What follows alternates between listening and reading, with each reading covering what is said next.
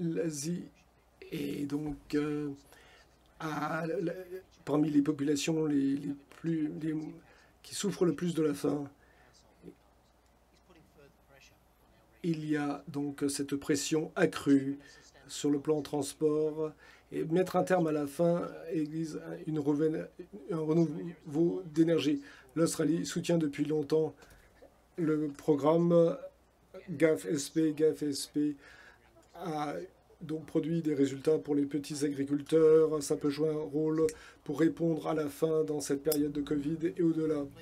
Je suis ravi d'annoncer aujourd'hui que l'Australie va contribuer de 10 millions de dollars à cette initiative, ce qui amène la contribution à 150 millions de dollars depuis la création. La crise Covid indique qu'il nous faut travailler encore davantage, nous pouvons réaliser davantage. L'Australie est en train de tourner vers la stabilité sanitaire dans les pays de notre région. Nous avons renfloué notre soutien pour nos partenaires. Nous avons une dynamique. Je veux applaudir mon collègue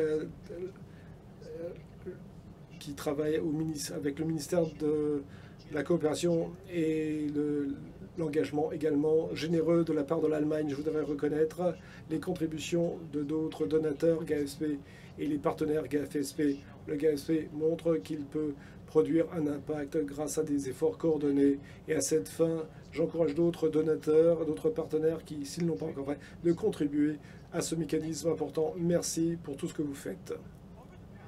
Au cours de la dernière décennie, le GAFSP a permis de renforcer les capacités d'agriculteurs partout, y compris 5 millions de femmes. Et 2 tiers des projets GAFSP ont permis aux fermiers de s'adapter au changement climatique. Donc l'innovation, comme des systèmes d'irrigation plus efficaces et des semences qui résistent davantage à la sécheresse, nous allons investir 10 millions de plus au GAFSP avec l'Allemagne. Aider les agriculteurs à petite échelle, c'est une des meilleures façons de réagir à l'impact de la Covid-19, de réduire la faim globale et de réduire les effets du changement climatique. J'espère que tous autant que vous êtes, vont se joindre à nous pour aider l'Allemagne à poursuivre ce travail des plus importants. Merci. Le programme de progrès a parlé d'un déclin de sécurité alimentaire pour des programmes préexistants. Il y a le climat, les essaims de sauterelles. La Covid-19 nous met sur le bord d'une crise alimentaire sans précédent. La pandémie que nous connaissons a révélé plus que jamais que les santé humaine, animale et de la flore sont liées les unes aux autres. Nous pourrons éradiquer la pauvreté dans toutes ses dimensions, préserver la planète et construire une prospérité dans les villes et en milieu rural avec une agriculture, une économie rurale qui génère suffisamment de revenus pour l'agriculture à petite échelle. L'agriculture renforce les capacités des femmes, articule la territorialité. Il faut préserver la biodiversité, le sol. Pour cette raison, on a besoin de redoubler d'efforts afin de poursuivre cette transformation à échelle globale. C'est l'engagement qui nous unit, c'est l'objectif du sommet alimentaire que le secrétaire a convié en 2021 pour accélérer une transition agroécologique. Un comité sur la sécurité alimentaire va jouer un rôle fondamental dans ce processus et l'Espagne est un membre fier de ce symposium. Cette transition va exiger des efforts de tout un chacun, la participation de tous, des producteurs, des communautés, aux compagnies multinationales, des universités, aux connaissances ancestrales, des municipalités, aux Nations Unies. Nous sommes fiers de participer dans le programme de sécurité, un programme soutenu par le gouvernement espagnol depuis son lancement en 2010 résultant de la crise alimentaire mondiale. Le programme a démontré d'avoir un impact sur le développement à cause de la capacité à s'adapter et à mobiliser toutes les parties prenantes, des communautés, des territoires, à la communauté internationale, du secteur public, aux académiques, et pour son inclusivité et son interopérabilité et son efficacité. Le programme renouvelé présente une évolution en ligne avec ce qui est nécessaire pour cette transition, pour faciliter le partenariat public-privé, la société civile. Voilà pourquoi l'Espagne va contribuer 10 millions d'euros au programme. Ceci reflète l'engagement espagnol afin de garantir la sécurité alimentaire de millions de personnes, de changer les transitions vers le SDG 2 et d'avancer dans la destinée d'action afin d'atteindre l'agenda. Et bonne chance et avec cette réunion. Oui. Nous allons faire la somme ensemble. Nous allons écrire ces sommes au fur et à mesure que nous entendons nos bailleurs. Tout cela est en direct. C'est vraiment... nous sommes dans l'attente. Les Pays-Bas, bonjour. Présentez-vous, s'il vous plaît. On va voir si ça marche. Bonjour.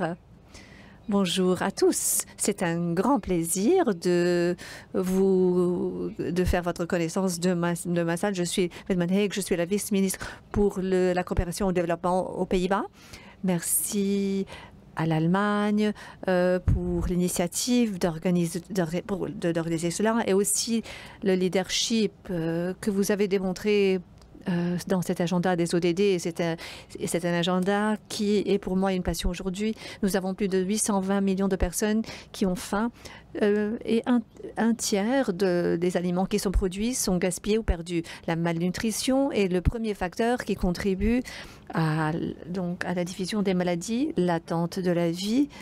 Ayant vécu en Afrique, en Asie pendant plusieurs années, j'ai aussi vu les incapacités cognitives que la malnutrition peut produire chez les petits-enfants dû aux problèmes de croissance.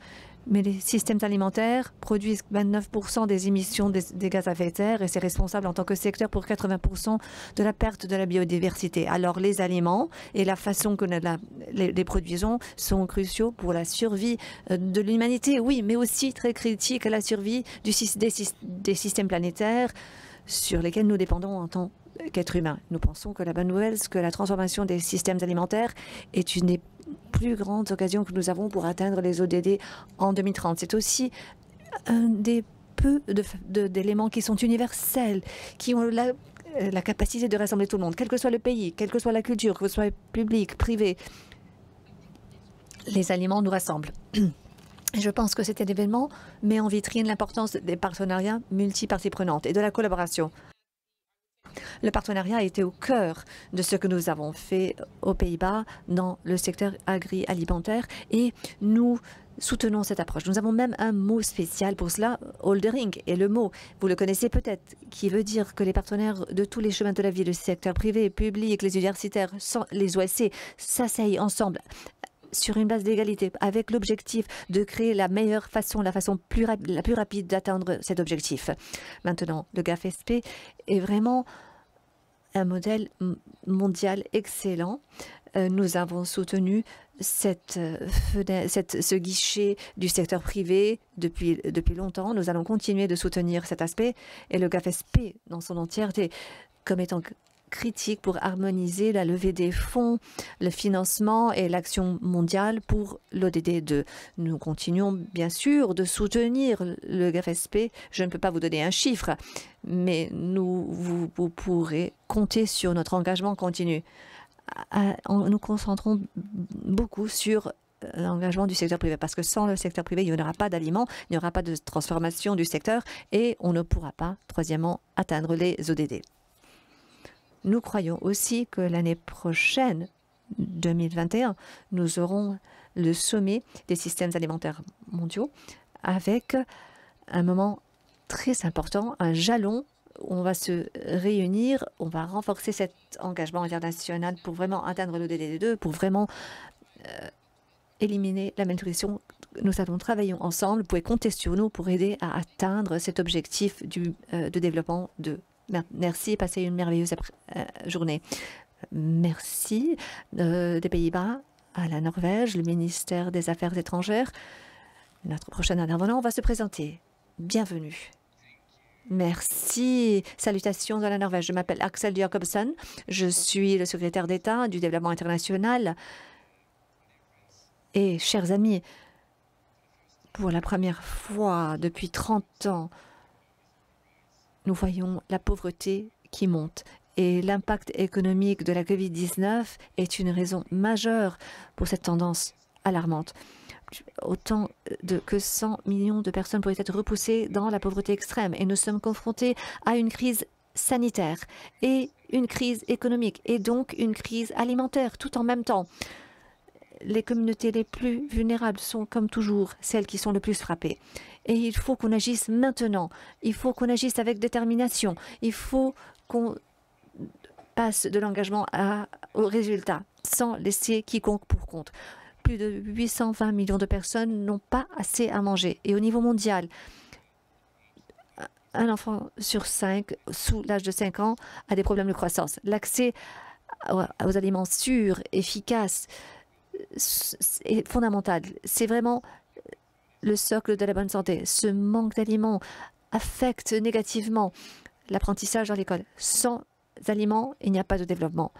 Et même sans la pandémie, l'insécurité alimentaire est un défi croissant, surtout sur le continent africain.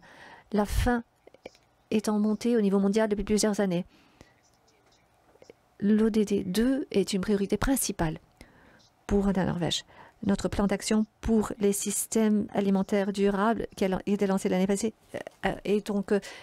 il vise donc aider les pays à se concentrer et se concentre sur 4 composantes. Augmenter une production diversifiée, la création de valeur, faire en sorte que les aliments fonctionnent sur les marchés, la nutrition, les régimes.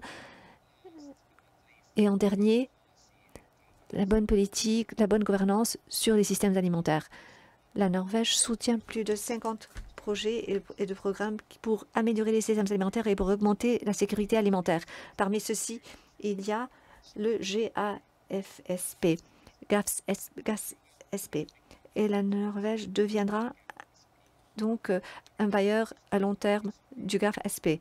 Les programmes se concentrent sur la réduction de la faim et se concentrent sur les pauvres qui sont les plus vulnérables. Nous partageons cette vision. Il est important d'assurer que les petits exploitants et surtout les femmes et les jeunes soient priorisés par ce programme. La Norvège s'attend avec impatience d'œuvrer ensemble avec le GAFSP en tant que partenaire. Donc nous sommes ravis de vous dire que la Norvège donnera 400 millions de kroner norvégiens, c'est-à-dire 42 millions de dollars pour la période jusqu'en 2023. Merci beaucoup. À vous. Merci au secrétaire d'État. Nous vous apprécions. Avez-vous remarqué que les pays prometteurs, donc ou les pays bailleurs, nous donnent des personnes de très haut niveau? Ils nous donnent leurs personnes les plus importantes parce que c'est une mesure de l'importance de la reconstitution de ce fonds. Au Royaume-Uni, nous avons le ministre Doddridge. Le ministre Doddridge va décrire son titre, il va nous dire ce qu'il fait et puis il va donc nous dire ce que le Royaume-Uni va contribuer. Merci, quelle merveilleuse présentation. J'aimerais remercier la Dr Flaxbart pour nous avoir reçus. Je m'appelle James Doddridge, je suis le ministre du Royaume-Uni pour l'Afrique.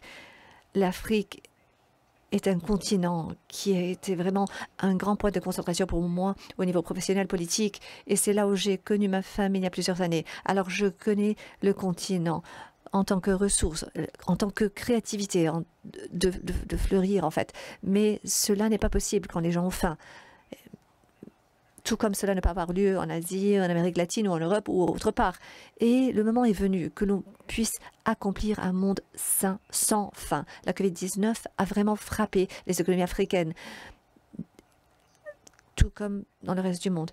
Notre ministre des Affaires étrangères, le mois passé, a vraiment demandé une action pour réduire la famine. Les moteurs de tout cela sont complexes.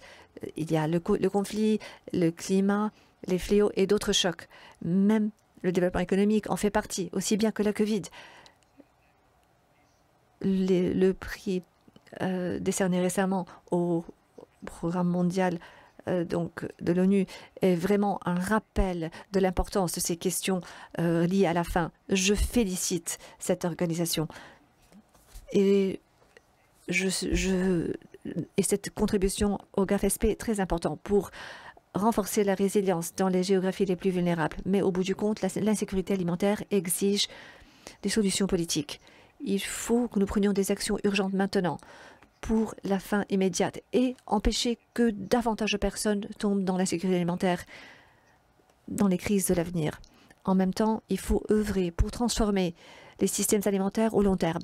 Il faut qu'on prenne en compte tous les moteurs de la faim. Il faut rompre le cycle des crises.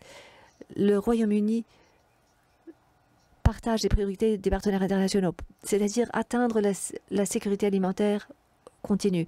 La sécurité, le sommet 2021 va nous aider, et le G7, le G20, la conférence COP26 au Royaume-Uni et COP27 en Afrique, la conférence sur la nutrition et le sommet des systèmes alimentaires. Il y a maintes opportunités pour faire avancer cet agenda. Tristement, le timing du cycle budgétaire du Royaume-Uni veut dire qu'à différence des autres, je ne suis pas en mesure aujourd'hui de vous donner un chiffre exact quant à ce que nous allons pouvoir faire. Je vous demande pardon, ça aurait été merveilleux de pouvoir le faire aujourd'hui. Mais c'est en fait le système politique du Royaume-Uni qui m'en empêche. Le programme GAFS continue quand même d'être un des moyens les plus importants que nous aidons à faire avancer les améliorations durables dans la sécurité alimentaire pour vraiment permettre aux entreprises de prospérer. Le GAFSP rassemble les financements publics et privés de façon cruciale, aide les agences multilatérales à collaborer pour augmenter les revenus agricoles, élargir les marchés, améliorer la nutrition, renforce la résilience des exploitants aux événements climatiques et à d'autres chocs. C'est clairement un élément essentiel pour la communauté internationale.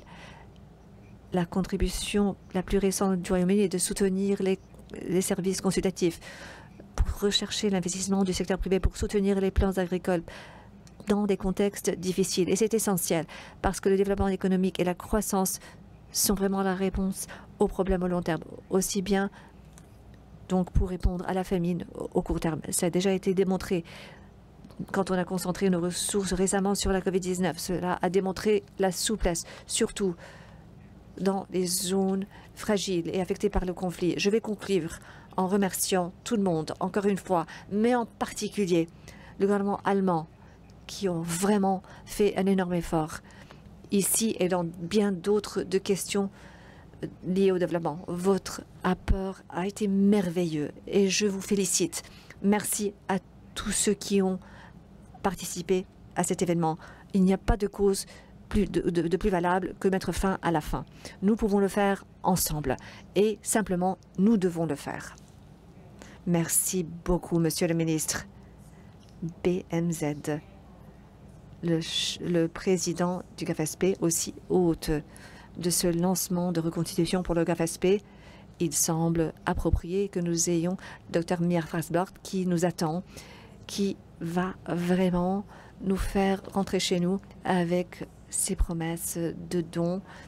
Dr Maria Fasbart, à vous.